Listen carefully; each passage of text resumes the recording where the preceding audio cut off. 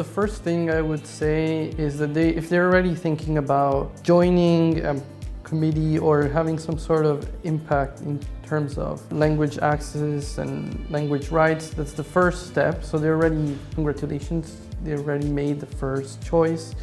I would say to them to not be afraid to go to different language events, to reach out to companies like MCIS, just be very honest about their goals and what they want to achieve within the community, and I'm sure that they will be able to contribute in a board or in a committee.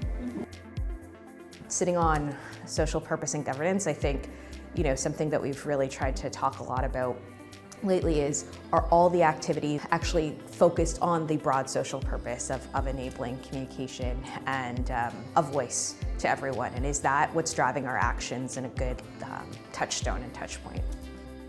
I was interested in joining a board for the first time. So I took a course on board diversity and learning about what a board is. And I then asked my parents and just to ask people, hey, is there a board that you think would be helpful? And every recommendation was join a not-for-profit. So I think some of the skill sets that are very important would be around having an expertise in a specific domain around things like finance or HR or technology or social purpose. Having not-for-profit background is important, not required. So mainly having experience, a perspective around, what is language translation, what is interpretation? Do you have that type of experience that you've either witnessed or you have experienced in your other work environments would be very, very helpful.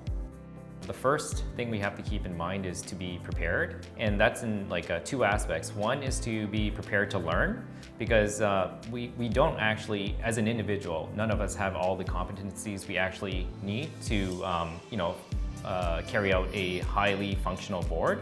That's why we have different aspects. So for myself, I come from the legal background. That's a legal expertise, also some accounting experience. But we have HR professionals, we have operations, and we have AI now, obviously, which is a growing trend. So I think you have to be prepared to learn.